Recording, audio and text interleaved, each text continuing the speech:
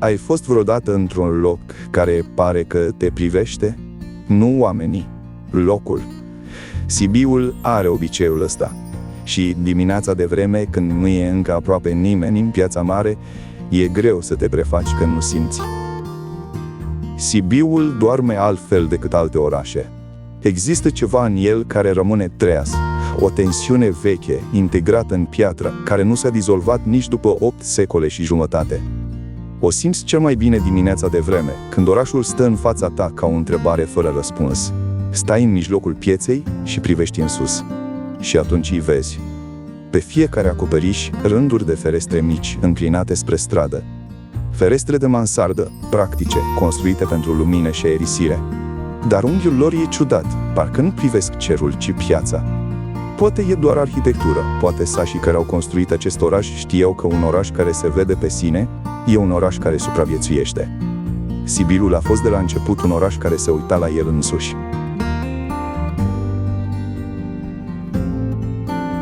La colțul pieței, turnul sfatului străjuiește de prin secolul al XIII-lea. A fost pe rând poartă de cetate, depozit de grâne, închisoare, turn de veche, muzeu de botanică. Același zid, 7 vieți diferite. Azi e în renovare, orașul îl repară, cum a mai făcut de câteva ori în 800 de ani.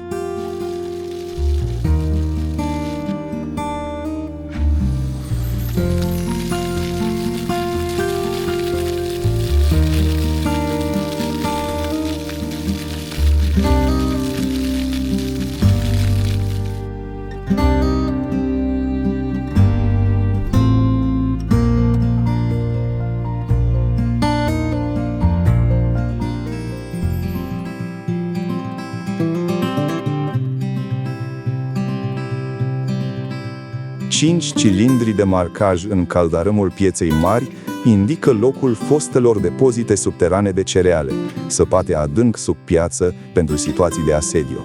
Locația exactă o știau doar primarul și câțiva oameni de absolută încredere. Dacă inamicul știe unde e hrana, asediul se câștigă fără luptă. Dacă nu știe, orașul poate rezista săptămâni, luni, până când ajunge ajutorul sau până când inamicul obosește. Deasupra, viața continua normal. Nimeni nu simțea că supraviețuirea era îngropată la câțiva metri sub tălpi. Poți trece pe lângă cilindrii de 100 de ori și să nu înțelegi ce marchează, exact cum trebuiau să fie. Sibiul a înțeles foarte devreme că cel mai bun loc să ascunzi ceva este la vedere. Există locuri în Sibiu unde timpul nu s-a stratificat, s-a comprimat. Pasajul scărilor e unul dintre ele. Îl găsești coborând de la turnul de poartă spre orașul de jos, o succesiune de trepte și arcade din piatră și cărămidă, construită în secolul al XIV-lea, ca parte din a treia centură de fortificație a orașului. Zidurile au aici aproape 10 metri înălțime, susținute prin contraforturi masive, care se sprijină în arcuri pe clădirile de dedesubt. Treci prin el și ai senzația că cineva a apăsat pe pauză.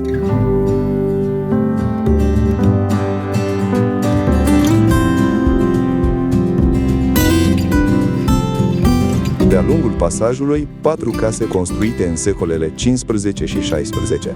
Ansamblul adăpostea cândva case vamale și magazii ale orașului, locul unde mărfurile erau verificate și taxate înainte să ajungă la piață.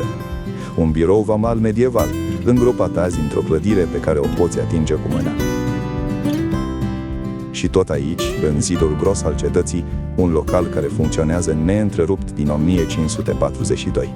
Butoiul de Aur, cel mai vechi restaurant din România, dacă vrem să fim preciși. Se spune că după bătălia de la Schellimber, în 1599, Mihai Viteazul s-a oprit aici. Legendă sau adevăr, nu mai contează. Piatra a absorbit-o și a păstrat-o ca pe toate celelalte. Pasajul scărilor nu e un monument pe care îl vizitezi, e un coridor prin care orașul te lasă să treci, dacă știi să mergi încet.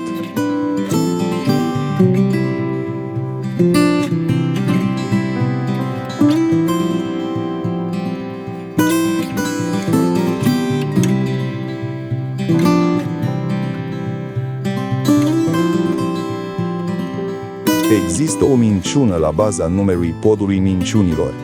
Nu una spusă pe pod, una spusă despre pod. și e mai interesantă decât toate legendele la un loc. Când a fost construit, în 1859, podul era o noutate tehnică serioasă. Primul pod de fontă din România, turnat la o fabrică din Ardeal și montat peste strada Ocnei, pentru a lega Piața Mică de Piața Huet. Dar mai era ceva special la el. Nu avea pilon de sprijin. Se sprijinea pe console încastrate în ziduri, arcuindu-se singur deasupra golului. Un pod culcat, îi spuneau constructorii. În germană, Liegenbrücke. Și aici a început confuzia.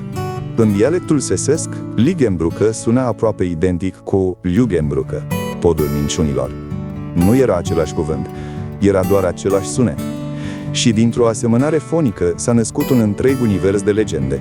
Cadeții de la Academia Militară care își dădeau întâlniri pe care nu le mai onorau, negustorii aruncați peste balustradă de clienții păcăliți, podul care scârție când cineva minte pe el. Sibiul a luat un accident lingvistic și l-a transformat în mitologie. Privești fonta decorată cu rozete și stema orașului, arcele elegante, felinarele, și înțelegi că podul ăsta a fost de la început și obiect tehnic și obiect de reprezentare. Orașul care l-a comandat voia să arate că știe să construiască frumos, că supraviețuirea și frumusețea nu sunt lucruri separate.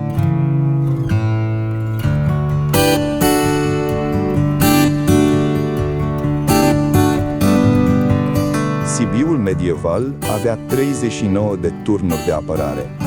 Nu le păzea armata, le păzeau meșteșugarii. Fiecare breaslă din oraș, zidarii, olarii, tâmplarii, arhebuzerii, primea în grijă un turn, nu ca onoare, ci ca obligație. Dacă turnul tău cădea din neglijența ta. Dacă zidul era spart prin dreptul tău. Sistemul era simplu și eficient. Transformi fiecare cetățean într-un soldat cu un motiv personal să lupte. Nu pentru abstracțiuni, pentru casa lui, pentru atelierul lui, pentru copiii lui care dormeau la câteva sute de metri în spate. Strada cetății păstrează azi cel mai bine conservat fragment din acest sistem. Mergi pe ea și ai zidurile de o parte, masive din cărămidă roșie, construite în secolele 14 și 15, și orașul de cealaltă parte.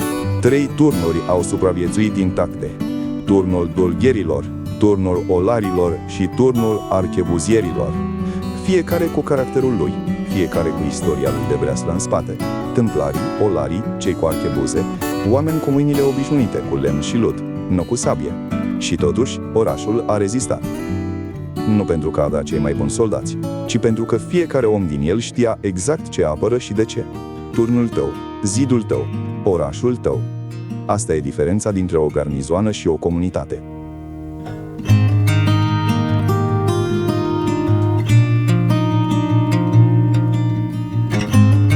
La mijlocul secolului al XVI-lea, Sibiul avea o problemă nouă.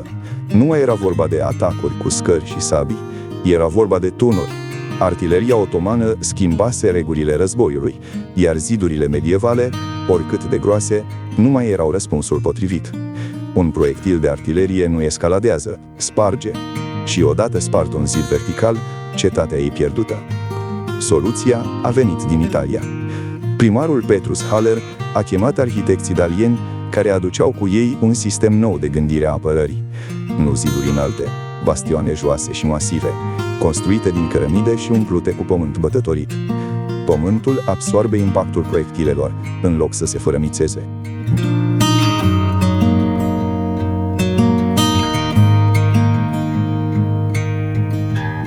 La câteva sute de metri, turnul gros închide acest fragment de istorie cu o ironie delicată.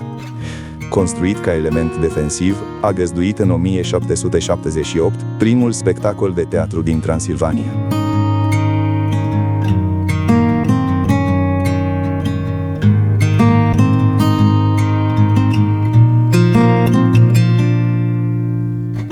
Același turn care fusese gândit să oprească inamicul a devenit primul loc din regiune unde oamenii au plătit ca să fie emoționați.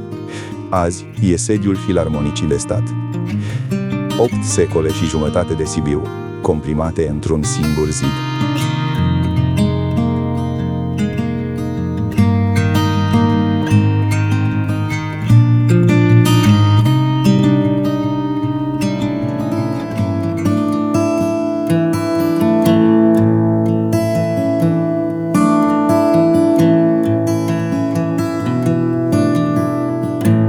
urci în Piața Mare și orașul e altul. Nu s-a schimbat nimic fizic.